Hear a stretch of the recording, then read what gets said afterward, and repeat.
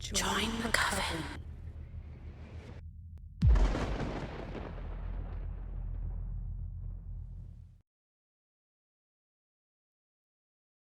I Hunt Reverse Vampires.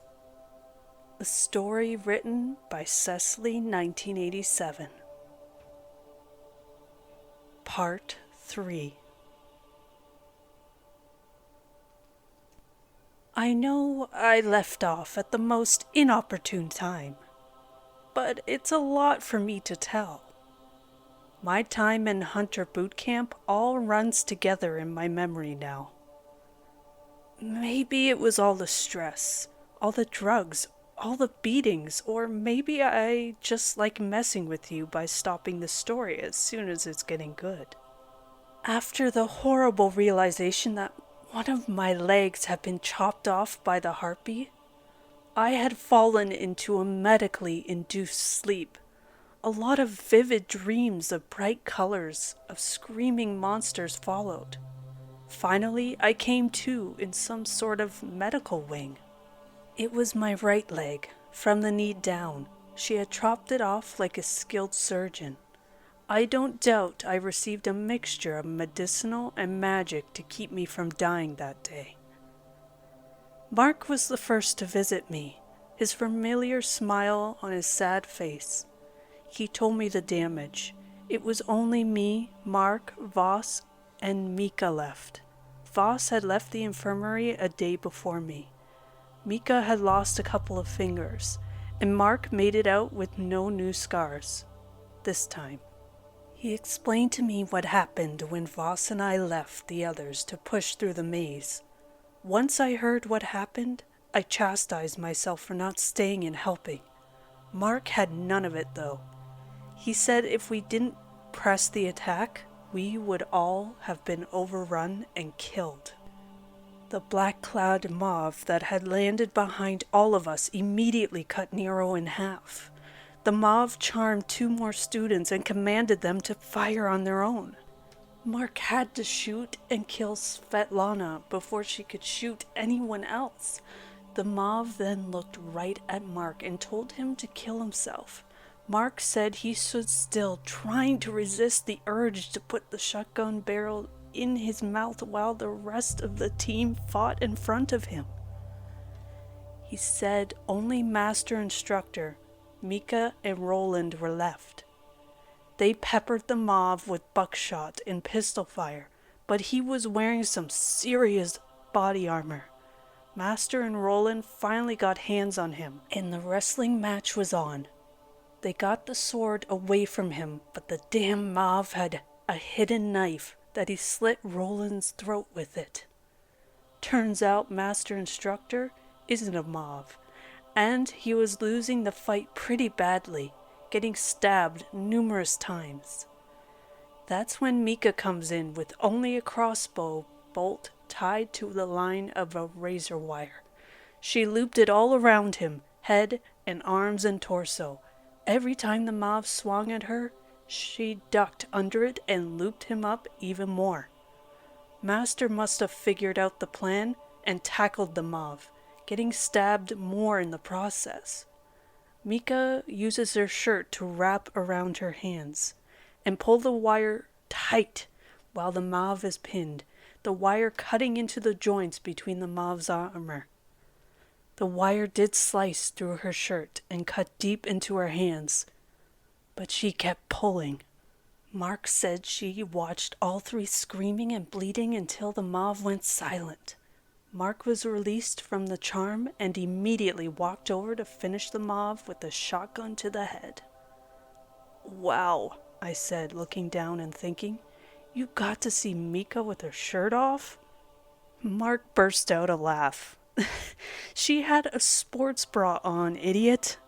I saw the smile reach his eyes this time, but he quieted when he looked back at me.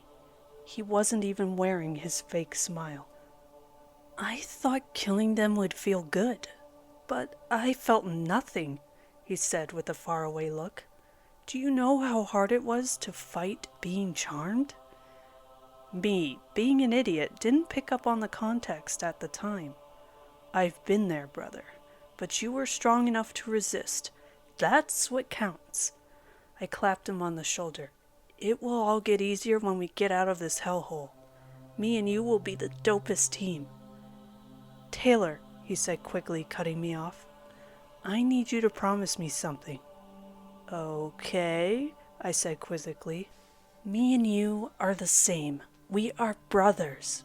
He paused and took a breath. Don't give up, no matter how hard it gets. He placed his hand on my arm.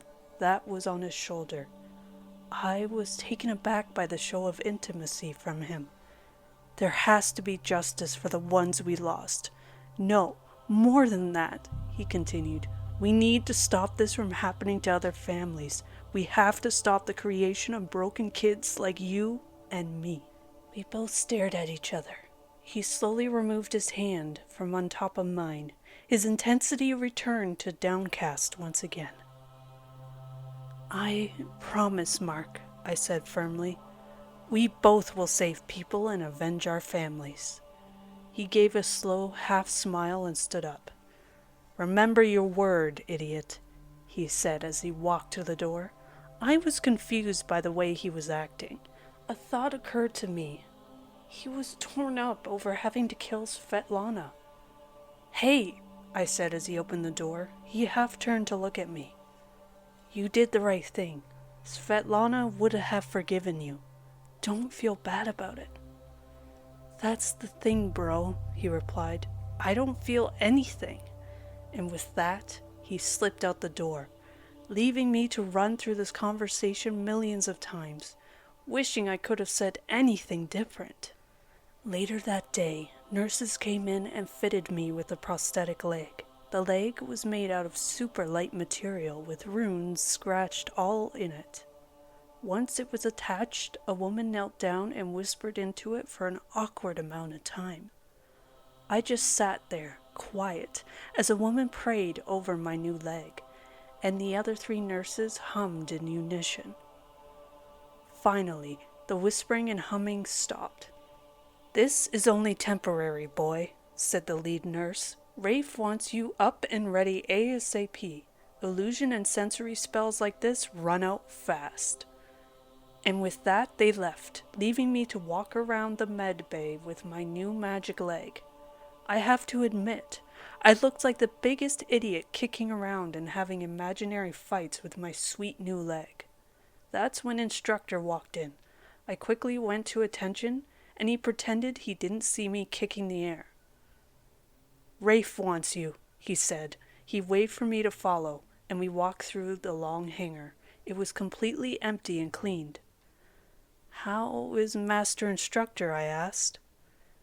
Didn't make it, Instructor said flatly, not turning to look at me, just keeping the same quick pace.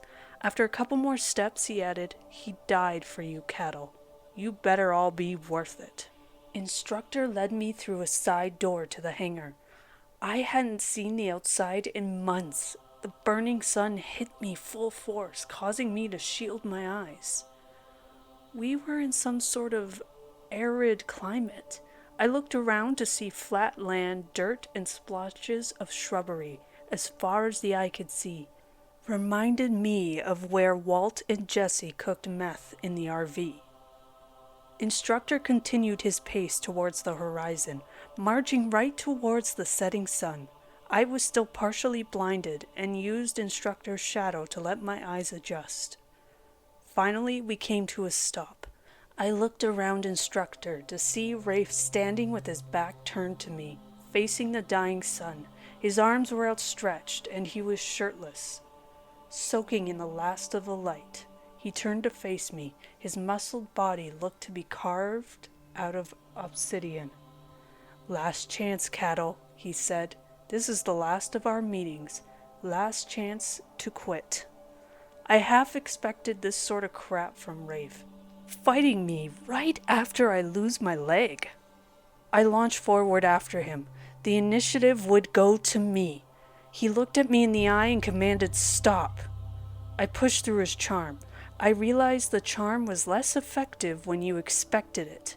I swung a low kick to the knee of Rafe with my good leg, buckling him. I locked him up with both arms and executed a leg sweep. Rafe just went with the momentum, flipping with unnatural grace to land steadily on his feet. He uppercutted me, but I swung my head back towards him to headbutt him in the nose. He stumbled back from me, and I felt the world spin. It was like slamming my head into a brick wall. I saw a look of anger flash across his face as he charged back in. I raised my guard, but Rafe came in with a devastating sweeping kick to the inside of my fake leg. The magic sent a shock of pain up my body as my leg flew off me into the air. I landed hard on my chin. I looked up at Rafe's feet and cursed. "You cheating jerk!" Rafe calmly walked over to my discarded leg and picked it up. "I actually had no intention of fighting you, boy. I just wanted to talk." He looked at the leg, then down at me. "So I'll hold on to this for the time being." He hunkered down next to me, just out of grabbing distance. "Save your strength. Your last fight will be tomorrow night at 3:00 a.m., when a mob's power is at their weakest." "Let's just finish it here," I grunted. "Give me my leg back." "You are not fighting me tomorrow, boy. I've been training you for this new fight, slowly building up your resistance to being charmed, trying to give the lamb a weapon before he is led to slaughter." He got up and stretched, turned and began to walk away. One more chance to give up. "At least give me my leg back," I screamed. "This is my property. Your leg was incinerated yesterday," he said, holding the leg up. "Quit, cattle." I started crawling after him. The sun was low, and he was starting to let off an orange glow. "I won't give up. I promise you that, you glowing freak." I had to crawl about 1/4 of a mile to the hangar, then all the way through the hangar, finally to my room with my bunk in it. Mark saw me and helped me hobble to my bed. Voss was there already sleeping. He turned to give me and Mark the stink eye before turning around to sleep.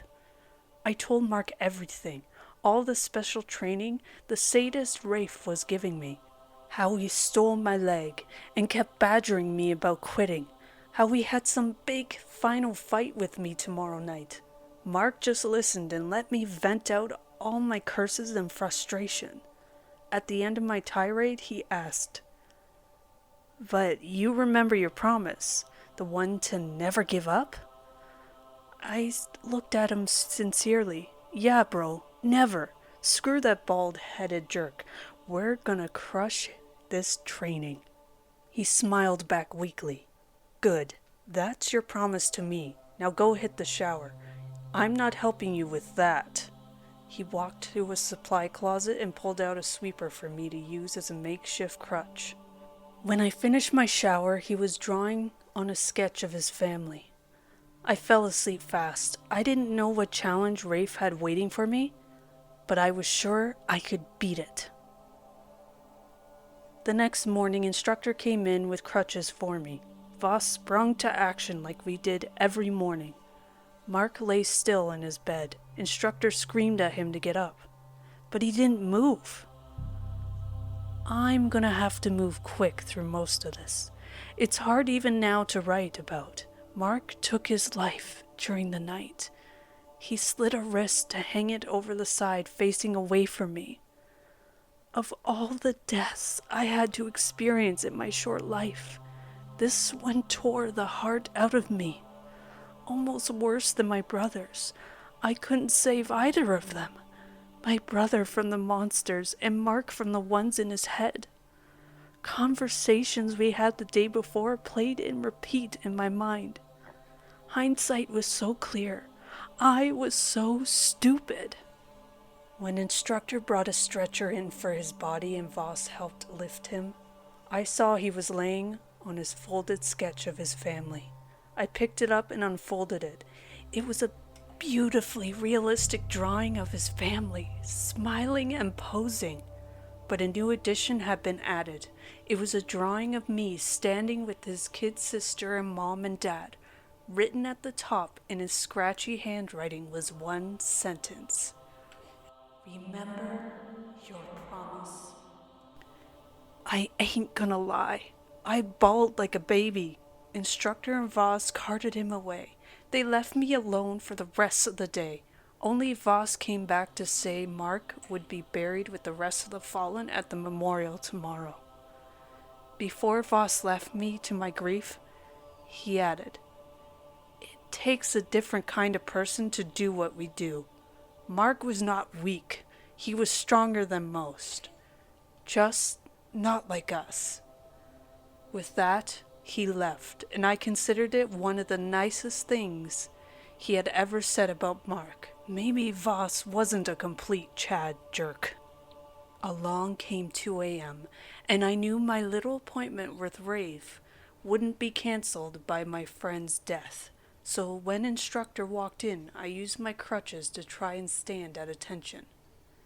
"At ease, cattle," he said as he produced my fake leg to me. I sat down and strapped the bad boy back on. He spoke a magic word, and it took the form of a real leg, feeling and all.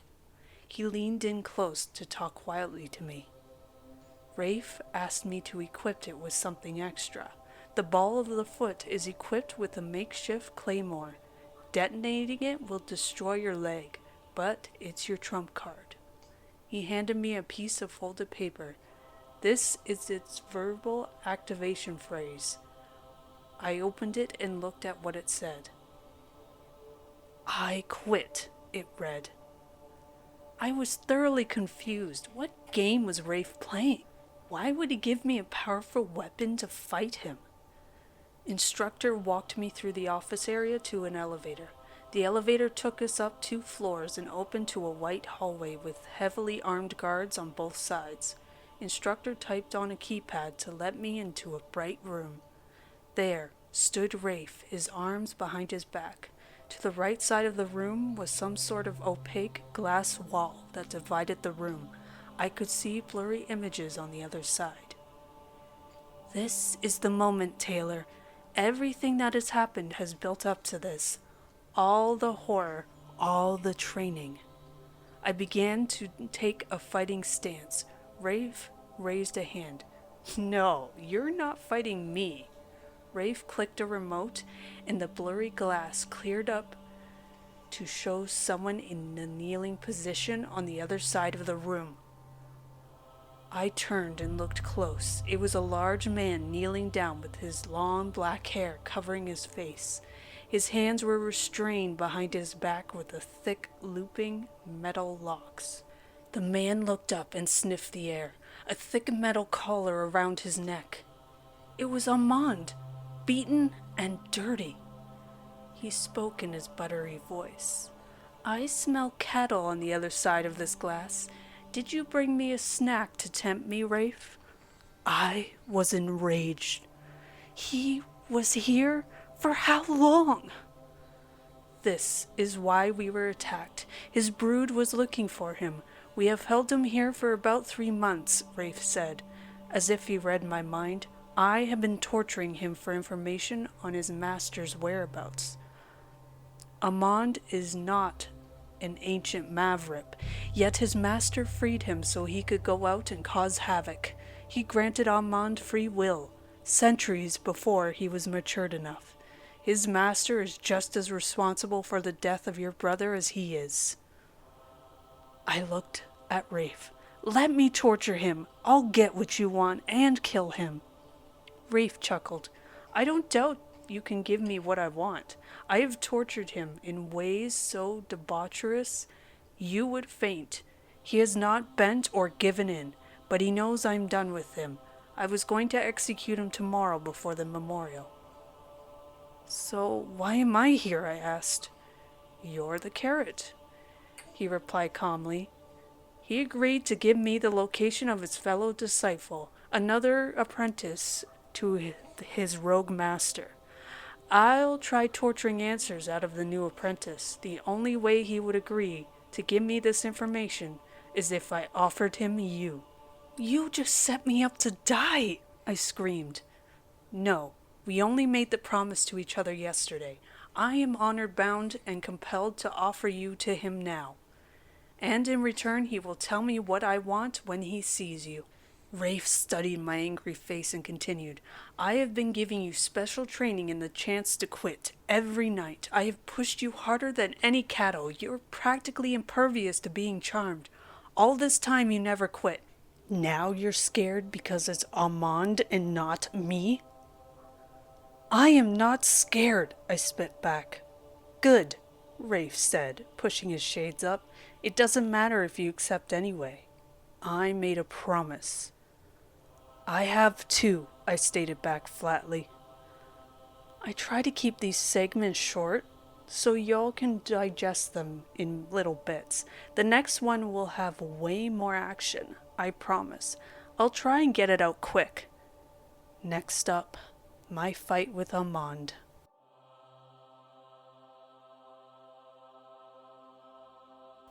Part 4. Okay, we're back. Time for the fight. But first, let me go on a long draw-out flashback of another person I haven't told you about. It's pretty important to the fight that's about to happen, so I'll have to give you some context and maybe get to the fight next time. I kid. Let's go right to where we left off. I stared at Armand on the other side of the glass. He could not see me, but he could smell me. So, you brought the twin boy, the one whose brother screamed so shrill when he died. Armand smiled a sly smile. Didn't even fight back. Do you have more fight than him, boy? Did I help make you a man? He mocked with a condescending tone. Let's get this over with, I told Rafe while staring daggers at Armand on the other side of the glass. Wait, Rafe said. The deal is just you and him in the cell. Rafe turned me to look in his green eyes. If there is any attempt to escape, the collar on his neck will explode. I felt a twinge in my mind but shook it off. Why was Rafe being so weird? Yeah, okay, I'll kill him before he can even try to escape, I said back. Then let's get to it, Rafe said, and walked to the door. An armed guard opened the door to Armand's cell. Armand let out a crack of laughter. Soft boy, Warden has granted me a fine last meal. I looked at the ground and stepped back towards the glass wall. Let him think me soft. Oh, I won't charm you, boy. I'll give you the same courtesy as your brother. I knew that was a lie. Rafe had taught me mauves fight dirty. I looked up at him and smirked. Soft boy, huh? Armand was about to say something else stupid when Rafe interrupted. You are compelled to tell me what I need to know. Armand put on a look of offense. Of course, Master Rafe. Am I not a son of Ra like Horus? Heresy, Rafe spat. You are honorless and of diluted blood. Now tell me where your sibling Deceitful is. Armand waved for Rafe to come closer and whispered in his ear. Rafe stepped back and said, You have fulfilled your end. Now mine. He hit a button and the metal shackles fell off his arms to thud to the floor. At least wait till I leave the room, Rafe said to Armand. Oh, course, Armand hissed, his long tongue splitting to a fork at the end as he lowered his stance. Rafe turned to me. Goodbye, cat. I pushed past Rafe to punch Armand in the face for the second time in 2 years. My left shot out to straight jab him right in the throat. Armand choked, and I swung my magic leg to hit him hard in the nuts. Armand was completely off balance. He was bent over and stumbling backwards. I jumped after him to deliver a Tony Jaw elbow to the top of his head. Armand's eyes crossed as I grabbed him by the neck with both hands, forcing him against the back wall. My thumbs found his eyes, and I pushed them in, blood erupting down my hands. I had planned this for a long time. Amand let out a scream of pure pain, loud and shrill. I continued to dig thumbs inwards. I could tear him apart and stomp on his face with my exploding magic leg to finish him. The screams got louder, and he squirmed as I forced him to his knees. Then I realized something. Amand was screaming like a woman, like pretend screaming. His womanly screams turned into mocking laughter. "Oh no, my eyes, I'm blind," he chided. Then a strike hit me in the stomach. Amand's hand was open in a cruel, claw-like pose, his fingertips stabbing into me. "Is that all you got?" he said in a grave voice. He stood up, an open hand slapped me across the face with lightning speed. I saw bursts of light and stars in corners of my vision.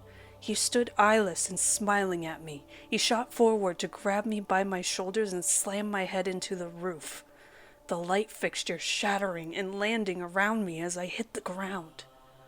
The room was dark, except for a soft glow from the room on the other side of the glass wall. Amand glowed brilliantly. He wasn't weak.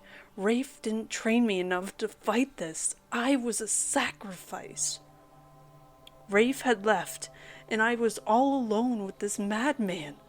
He picked me up by the collar and used his forked tongue and licked the blood off my face.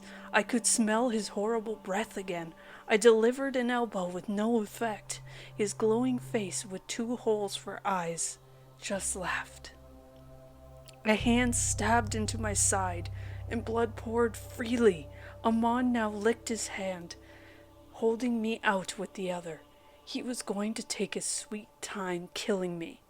My mind raced. Maybe I could swing my leg up and activate the claymore. I gave a test kick with my real leg, and he intercepted it with a knee to my groin. All strength left my lower half. "If there's an attempt to escape, the collar will explode," came the memory of Rafe's voice. I had a plan, but I had to get this jerk to drop me. "Amand," I choked, "I'll help you escape. I'll help you kill Rafe." Amand tilted his head in curiosity, his left eye already grown back. "You can turn me. I'll be your soft boy," I sniffled. It would be the worst insult to Rafe, me betraying him. Amand let out a hearty laugh. He was intrigued. "How does a lowly cattle like you help get me out of here?" he whispered. "I have a code, an activation code to remove the glass wall," I whispered back harshly to him. "Instructor gave it to me behind Rafe's back. Instructor takes care of me." Both eyes were back now. Amand looked me up and down. "I bet you he does, soft boy." Amand thought for a second. "All right, get me out of here." He flipped me to face the opaque glass wall, his hand around my neck. He pushed to about 2 feet away from it. I took a breath. "Please, let this work." "I quit," I screamed. There was a deafening blast as my leg exploded against the opaque glass, sending me and Armand flying backwards, the glass shattering into millions of pieces. The room was filled with smoke and alarms were going off. Me and Armand lay beside each other on the opposite side of the room. Armand cushioned me from smacking the wall. I looked up to see a pretty good-sized hole in the glass wall, enough to crawl through. I started pulling myself across the room to the hole. I could hear Armand stirring behind me. Not good. "Armand, let's go," I said as I pulled myself up on the sharp lip of the broken glass. I felt Armand stomping towards me. "No, boy, I told you once, I revoked the mercy of turning you. You'll make a good snack to heal me for my fight with Rafe." I toppled through the hole to the other end, stabbing my belly pretty good. As I sat up, Armand was reaching in after me. That's when it happened. What I prayed would happen. A green light lit up on his collar, and let out a single but loud beep. Armand stood halfway through the hole, a question on his face. Another audible beep chimed. This one lit up beside the green light as a yellow light. There were only 2 lights left. Realization dawned on Armand's face.